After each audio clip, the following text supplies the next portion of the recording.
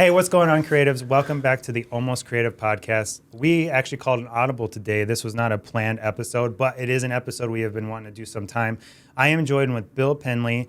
And if you know anything about Bill Pendley, you're probably going to be like, why the heck did we bring on a mortgage broker to a creative entrepreneur podcast? But here he is. He's here with us. And there's actually a really good reason for that. So you see, Bill, he's a mortgage broker by day, but in a lot of ways, you're a creative or a videographer by night. And so I feel like you know almost as much as we do sometimes when it comes to this stuff. And so I thought it'd be really cool to have you on the podcast because, you know, you got into videography and the creative side of things, but it doesn't mean that you left essentially like your day job, you know, like you now use it to amplify what you do, which is being a mortgage broker. So I thought there'd be a lot of really cool stuff that you could share and a lot of advice in that. So I just want to hop right in. Bill, how are you doing?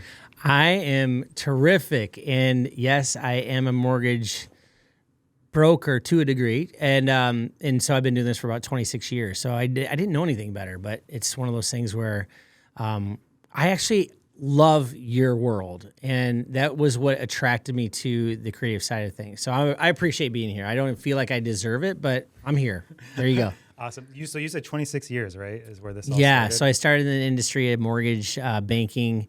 In 1998, I looked like Chris. Just kidding, Chris. Just kidding. So I was 22 years old, straight out of school. Had hair. I looked like I had a baby face, didn't know any better. And I remember my CEO. This is one of the things that our CEO at the time, he asked me, Bill, what do you think the future holds for mortgage banking? I said, technology is the key to the future. And so I look at us now. Like back then, we just came out of the internet phase. Like we're just getting into the internet world, and then we had boxes with still, like, we had to do the login with the // semicolon, all that stuff to even log into our computers. So there was a huge. There's a movement at that time, but I didn't know what I was saying at the time. So here we go. We're doing a podcast in 2025, right? Yeah. I mean, it's crazy to think how the world has changed too, where industries merge like that. Where, you know, I'm sure when I started my business in 2011, never would I have guessed that I would be in front of the camera interviewing a loan officer. You know, I would have never guessed that would be where we were, but here we are. But there's actually so much value that you could add to a creative that they might not even know. And so you started, like we were talking about, it's been over 20 years since you started. Now, where were you when you had started this? As far as the mortgages? Geographic. Yeah. Oh, so I'm originally from Michigan. So Niles, Michigan. It's considered Michiana because it's right on the border of Indiana and Michigan. If you know where that is, it's a little bit north, 10 minutes north of Notre Dame. So there you go. But I came from Michigan. I moved out to Illinois. I didn't know where I wanted to be. So I went to kind of go visit a couple different spaces or states in the U.S. One was California. And actually, here's a funny story. I actually went out to a late night after hours party and I met this Sony producer. And ever since I met that guy, I'm like, I could have made a decision to stay one extra day, but my flight was moving out. I could have stay one extra day and go and actually tour the Sony studio because he asked me that night. He goes, "Do you want to come tour the studio?" And I go, "Yeah," but my buddy has to go back, so we didn't make it happen. Long story short, here I am. I'm in the mortgage industry right out of college. You'd probably be like a movie producer right now if it wasn't for your buddy who had to go back. Yeah, I know. Thanks, Ron. He also left me with a utility bill too that I had a collection on when I first got a mortgage. I was like, "Wait, where's this $60 collection coming from?" It was because of you, Ron. Thanks. Oh man. All right. Well, here we go. So then I wound up coming back to Illinois, camping out here for the rest of my career, and that's where I'm at here. So I actually started out in Lombard, Illinois, and then from there I lived in Naperville for 20 years, and that's where I kind of planted my roots with regards to my business. And then now I'm living in St. Charles, Illinois. Awesome. And you've been producing the whole time, right? Producing mortgages? Yeah. Or I was like, producing what? Now that I'm in this creative space, so I can't even talk about business stuff. But no, yeah. So I've been producing. There was some kind of milestones, learning curves in my career, and one of them, they're all faith based. One of them was like literally, I was 2 years in, and I had lost my job with my actual my previous employer. And then my brother picked me up off my knees and said, "Hey, do you want to work with me for now?" And I go, "All right." I say, I feel like for some reason I need to be in this mortgage world. I don't know why, but I feel like real estate's kind of what I liked. Real estate. I want to learn how to buy houses, so I wanted to learn how to finance homes, and that's what led me to that. And I just remember being on the Monster board. I remember back in the internet days, the early internet days, they had the Monster board where you could look and do job searches. So I was sitting there in the office on Friday looking at that. And then I went to Promise Keepers. It was a men's conference or a Christian men's conference. And then listened to a guy named Josh McDowell speak. And then that was a faith movement where I basically was like, my hands were torn open saying, you're going to have to trust me. God was telling me, you got to trust me. And I did. I just surrendered at that moment. And I said, you got me again. There was like 3 or 4 different times in my life that it's happened. That was one of them. And the next day after Sunday coming into the office, I had 2 deals on my desk. 2 deals turned into 4 turned into 10. And next thing you know, that half a year that I was with my brothers, I actually made more money that year than I did the whole previous year at my previous company. So that just tells you that there's those moments in life where you just got to let go. And then you hear the cliche, the Christian cliche, let go and let God. Well, that was one of those moments. What's the one, let God take the steering wheel? Yeah, right. Yeah. God has the wheel. It's cheesy, but it's so true. It's like there's so many times in my life where the turning points have been those moments where like I had to be brought down low. Sure. And I could have ignored God and tried to do it myself, but then by like kind of stopping, getting out of my own way and just listening, it put me on the path, not knowing it then that I'm on now, and it's happened, same kind of thing multiple times in my life. I can think of these moments that have come by where I had to stop and listen, and then now it's brought me to like where I'm at. So yeah, it's a wild world we live in. We were just talking about this, like, Chris mentioned COVID, and how we just need to get over it, right, Chris? He had the moan moment, right? In the audience, he's gonna edit this part out. Don't edit it, Chris. Don't edit it. Well, maybe by the time this goes live, we'll have a dedicated editor. It's not Chris, so they won't get lost. But if Chris is editing this one, he's gonna get lost on the cutting board. Gas. That's a better way to put it. Yeah. So in my world, you guys would call it the Laracy moment, where he's dropping the mic and all of a sudden the crowd reacts. Yeah, that's what it was. Yeah, it was. So yeah, so that's kind of where I and then for years I just got stuck into the world of mortgages. Now, let me just tell you, my initial, and I don't think I've ever mentioned this to you guys, but my initial desire was to be a stand-up improv, like Saturday Night Live guy. It all makes sense now, the microphone.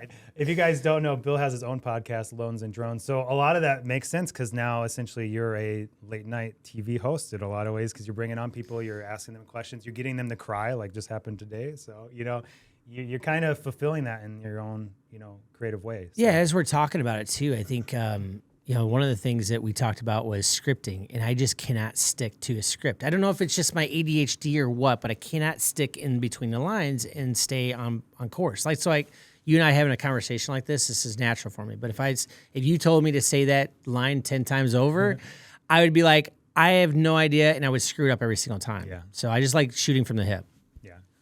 But I stopped you there. So you were mentioning, you wanted to do stand-up and stuff. So is that something you've like pursued since then? Even though no, it's always been a thing? Here's the thing. So like the what happened was, so my brother was 13 years older than me. And remember, I told you, he picked me up off my knees and like brushed me off, got me into the mortgage world. And then what would happen is every day I'd walk in because I still had this desire to be somewhat of a comedian, and he would make a joke saying that I was like Andy Kaufman. If you know Andy Kaufman, he just makes you feel uncomfortable. It's like Barat or whatever those guys are. Like they're the uncomfortable comedians. And so I'd go in there and try to do my shtick, and he would look at the clock going, okay, you're making me really uncomfortable and nervous. So it kind of deterred me from actually going into that world. But I just thought, back in the day, I thought I'd been great just from a communication perspective because I was a communication major in college. And I thought it would have been fun. It just, to me, it was fun. And I think it would be the hardest line of work to be in is be either a stand-up comedian or some type of improvisational, now I can't even speak. I'm Improv. wearing off on you. I know. No, I'm just kidding. You can't speak. No, it would be a great tool for your business if you could be an improv guy. That's pretty much what I looked at it as. I never did it because I got deterred from what my brother said. And looking back at that, I should have just went for it and did what I did a passion play. I'm always inspired by people that are living out their passion. So when I see you doing what you're doing, it's a passion that you have in my eyes that you love to do. And that's a very, very small percentage of people that actually can work and live their passion out. I think that's a big deal. Yeah, that's awesome. So, obviously there's been some things you wanted to do. Now, one of the things you have done on the side with your actual business is video and creating your own content. So how did that all get started? Like, what was the first time that you picked up a camera and actually started trying to produce stuff? Yeah, that was back in probably 2016 or 2017. I was still with my brother. Actually sold our company to a bank, and I really quickly learned that banking just had a whole different mindset when it came to mortgages. It became more of a liability versus an asset to the company. So we were always looked at as, we'll pick and choose what type of loans we wanted to do. That's why, where I'm at right now, I can pretty much, I'm specifically a mortgage lender. Whereas when I was in the banking world, I had to sell other products because that was kind of what they wanted. So I got burned out really quick. I'm like, you can't put me in a box. Like, it's just not the way that I'm wired up. So that was right when drones came out. And so I was always intrigued by the visual that you get from drones. I remember one of my buddies actually did a video on Facebook, one of the first videos I saw on a drone. Like, that is the coolest perspective. Like, you just think about it. Like, you're not going to be able to get that perspective. You never have been able to get that perspective of a shot. Or if I needed to see something, I wanted to get up in the air, the only way you could do it is take a plane or a helicopter, right? This gives you that visual, that bird. And who doesn't want to be a bird, right? Like, if you dream, what's your spirit animal? Yeah. An eagle, right? Or like when people are like, what superpower would you want? Flying or XYZ? And no matter what the other options are, people always pick flying. It's just cool. So it almost became like therapy for me during that time. Well, and then I started thinking, okay, well, this is pretty cool. And I started seeing some people do photography on it. And I just started flying around the house. I'm like, this actually could complement my business. And then I met with a photographer, portraits of home, Rachel Ormond, who is an awesome photographer, real estate photographer.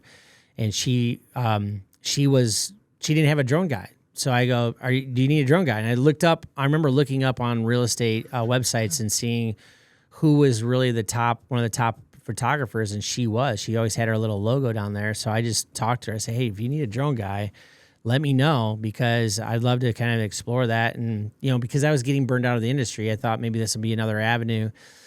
And she goes, yeah, let's talk about it. So I go, listen, here's the deal. I'm not really looking at making money on this because it'll be a compliment to my business, and actually it'll work backdoor on meeting agents. So I'll be able to interview agents. So if I make a little bit of money, that's great. It'll pay for gas or whatever.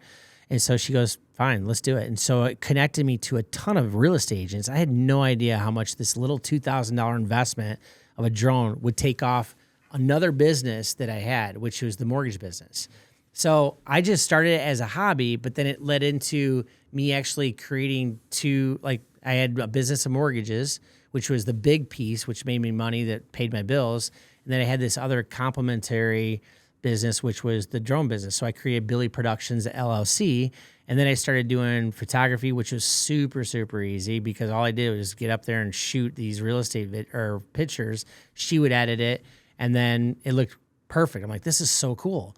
So, and then what I started getting into was getting into the actual video piece, and I started at first trying to edit, and that's why I have so much respect for the creatives. You guys your editing is like the signature of your work, right? And I couldn't compete with that, and I just knew it. I just don't have patience for it.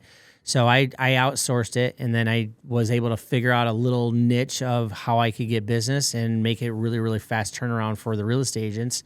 And that business started taking off. The drone business started taking off. So the problem with that, though, is how do you run two businesses when one's making more money and that one's going to be your full on like income, and then you have another complementary business that kind of is an accessory. So I asked a guy that was very successful. I said, "Can you do this? Can you run two businesses at the same time?" He goes, "Yes, but don't let the little one get in the way of the big one." So that's what created Loans and Drones, because I made sure that tagline was loans first, then drones, not drones and loans, right? Yeah. So that's why we have the podcast Loans and Drones. Awesome. Did it ever cross your mind that, hey, maybe I should lean more into the smaller thing because maybe it could grow past that? Or was that ever like an intention of yours at all? The problem with that is I didn't know how to scale it. Like, you know your business, you know what things are worth. I was doing it super ultra cheap, so it was easy. But I had this backup, which was my mortgage stuff, right? So that was really, paving the way as far as income. And so I just didn't see the comparison. Now, you could probably tell me something different. Like, there's income to be made in your world, but it's at a cost, right? Like, you have to price it right, and it has to be a balance there. So that's why you and I always have these conversations. Why can't it be cheaper? Because it's worth more than that. I'm worth more. Like, that's where when I looked at it, I'm like, I didn't necessarily need it to survive off of. So I priced out of the market to the point where it was super cheap, dirt cheap, right.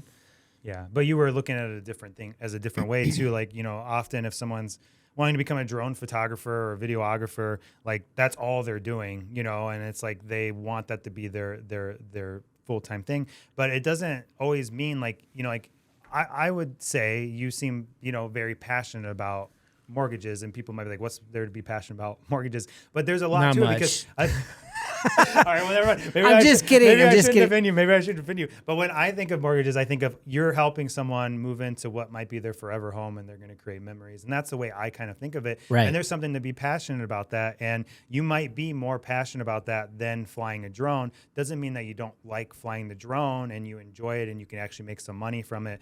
But you never really wanted that to take over your full passion, which was, essentially helping people be able to like buy the home that they've always wanted. Yeah, so. I can't say I didn't think about it because, like I said, I absolutely love getting into that creative space. It's comfortable, like it's relaxing.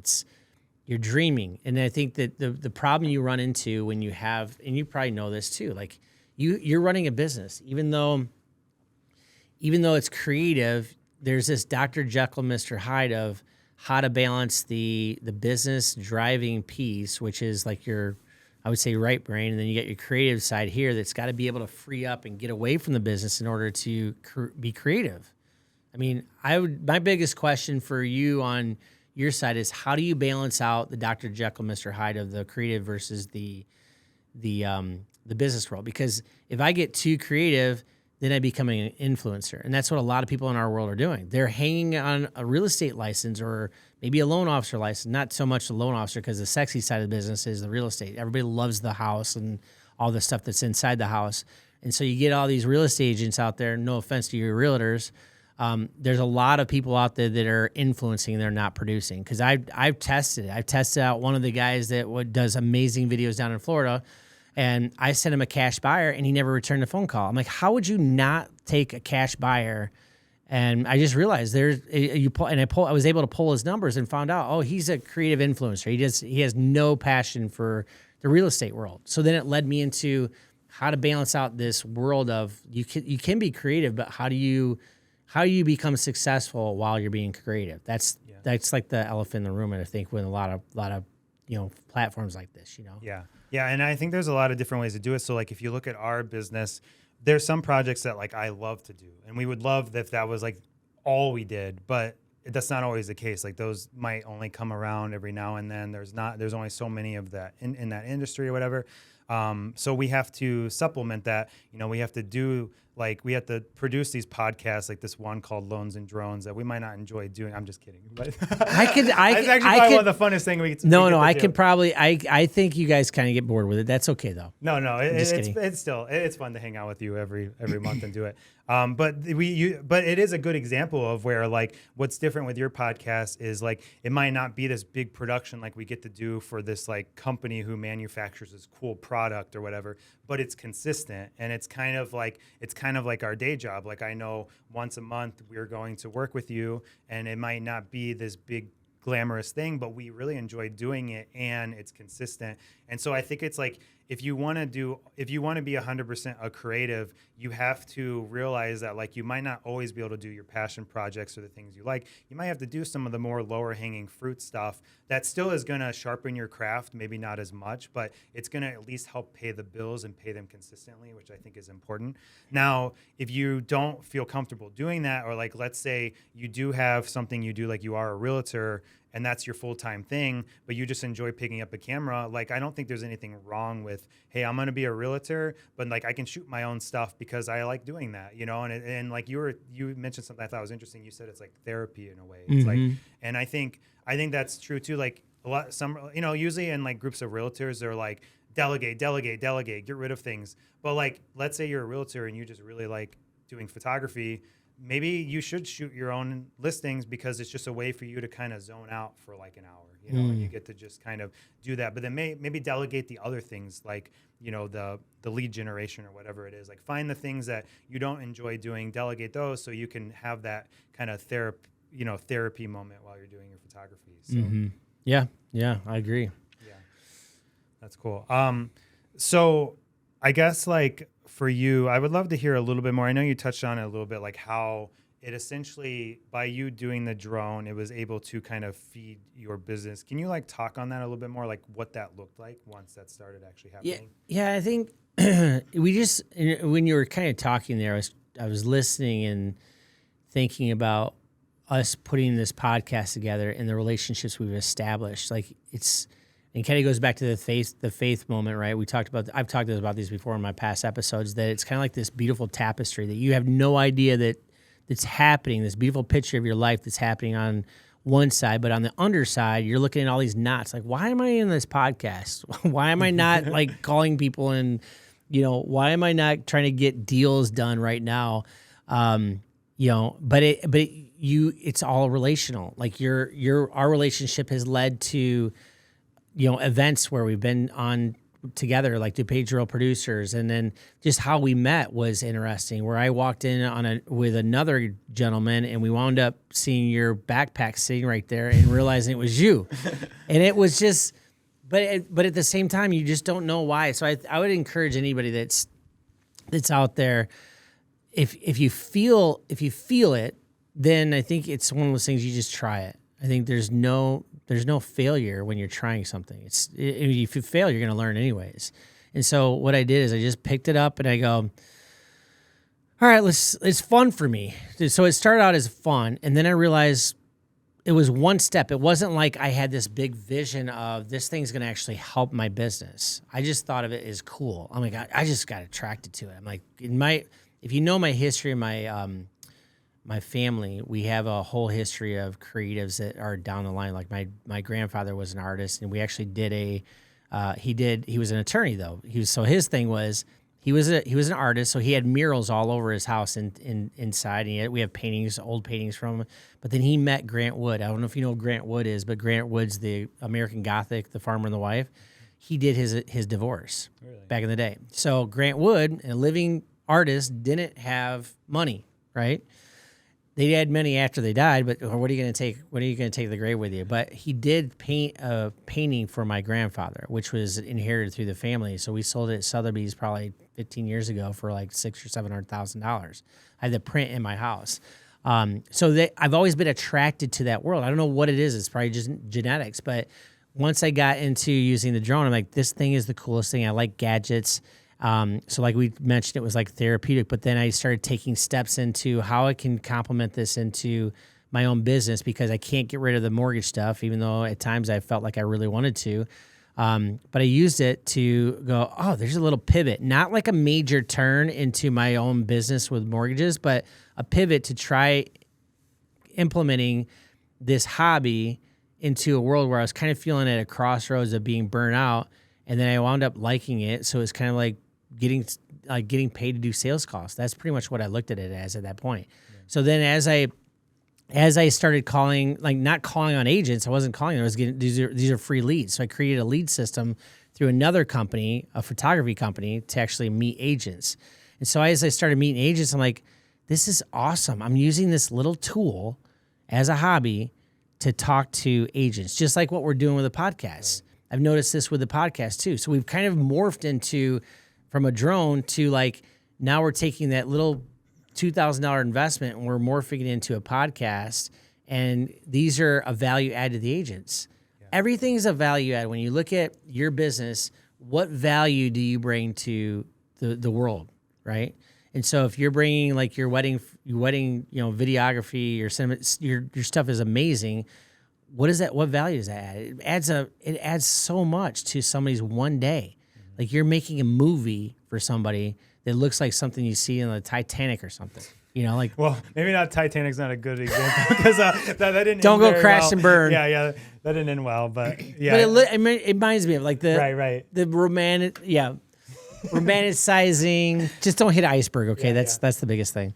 I'm glad you brought that up because if you weren't going to bring it up, I was going to bring it up. Where I feel like your podcast is an evolution of the drone because now we're in 2025, like. The kind of like excitement of drone has like died off a little bit. Like, a lot of these realtors buy their own drones now and they take their own drone shots and they're fine, or everyone is a drone photographer now. There's so many you can find. So it's not as valuable as it maybe was when you started doing it, about like 10 years ago.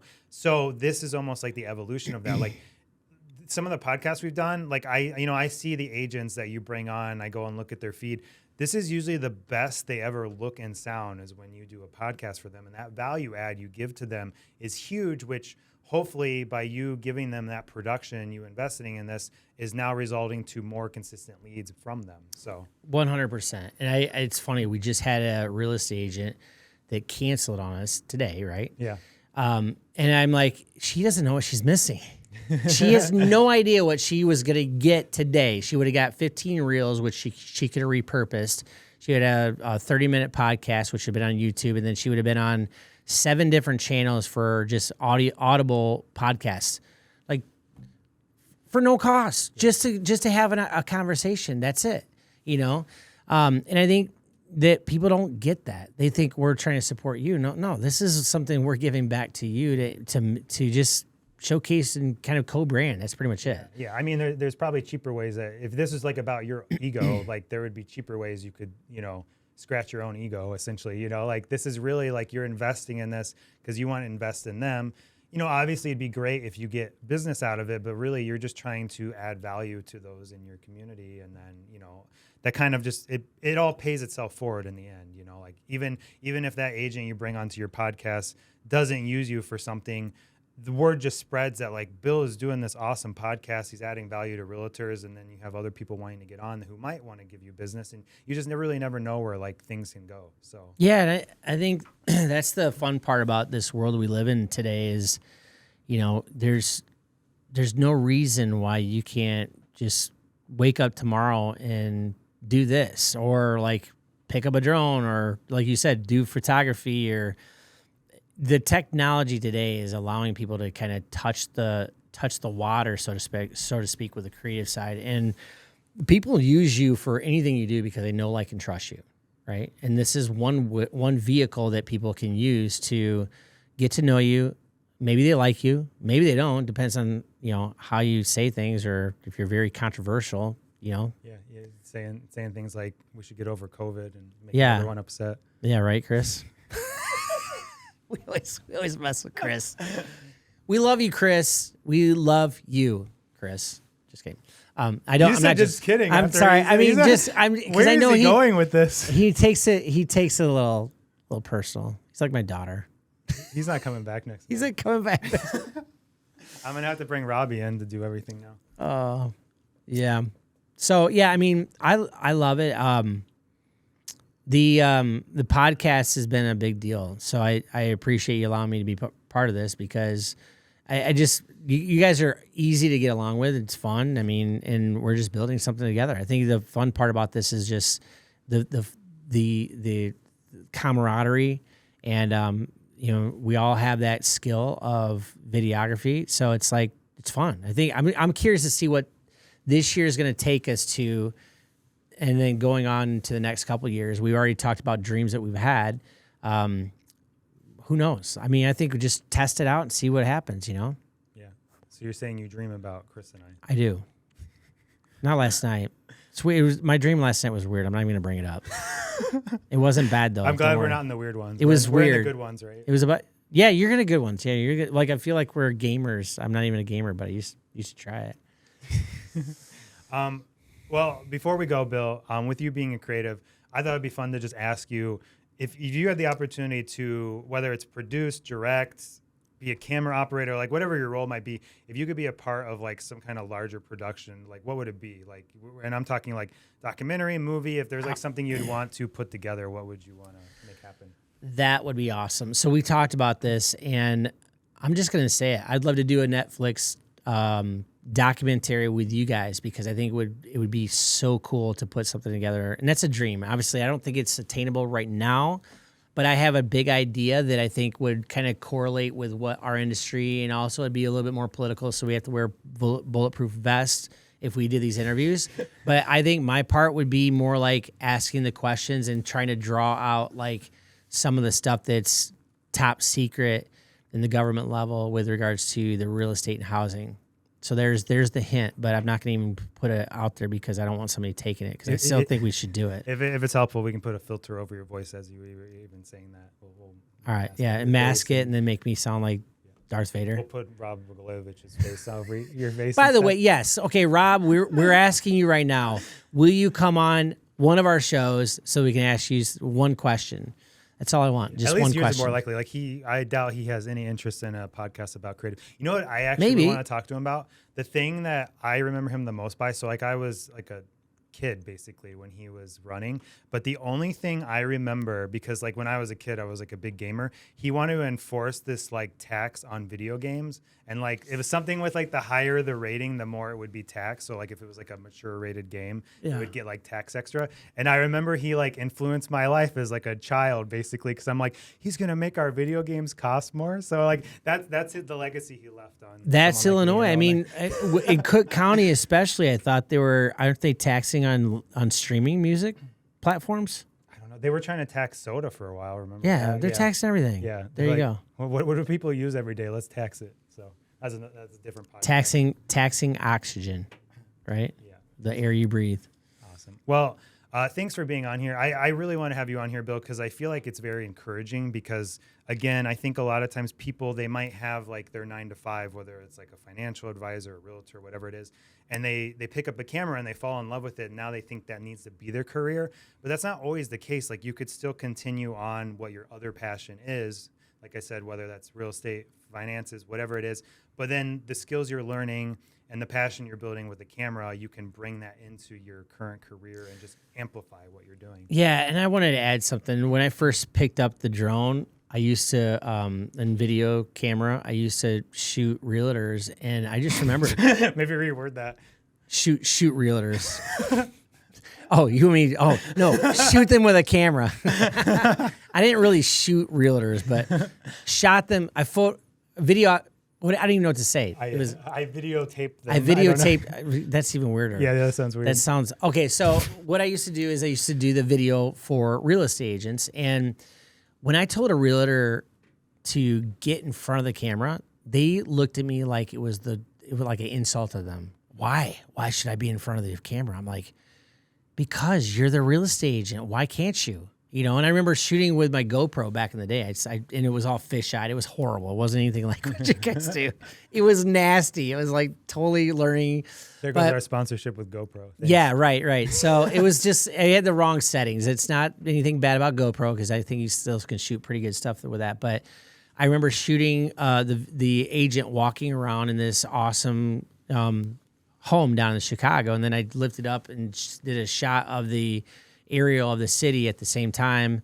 And I just remember that was weird because nobody else was doing it. And now look at every agent. You can't get them away from. You can't get them out of the camera. Remember what? My brother's always critical. My brother who's 13 years older than me was my boss. He goes, "Why is the agent in the video?" I'm like, "Because they're part of the selling this. Why can't you get that?" You know. And now all of a sudden, every agent's in their videos. So there you go. Yeah. I have a joke that January 1st on my Instagram page, it's very similar like when you go into the gym on January 1st and there's all these people you've never seen and there's like way too many, but then by like February they're all gone and the regulars are back.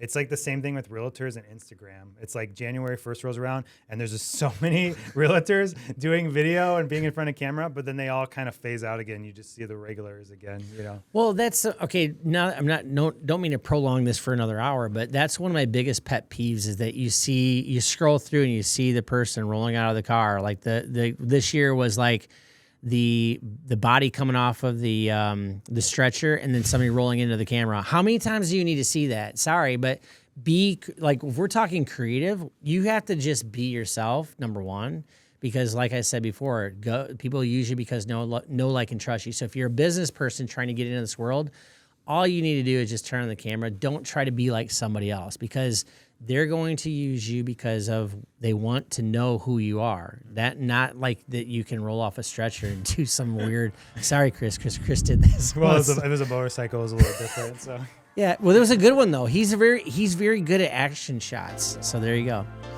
Probably why he gets migraines because I have him do front flips for the business. So. he's got a migraine right now. He's like, just wrap this up already. Yeah, wrap. It's a wrap. Yeah, but thanks again, Bill, for being a part of this. We'll have to have you on again. You're like, right? Too soon. Okay. No, it's too soon. Too soon. But yeah, thanks for doing this again, Bill. I appreciate your time and being a part of this, and also trusting us to produce your podcast. No, thank you. To see where that's gone and where it's going to keep going. Yeah. So thanks for joining us, and until next time, stay creative.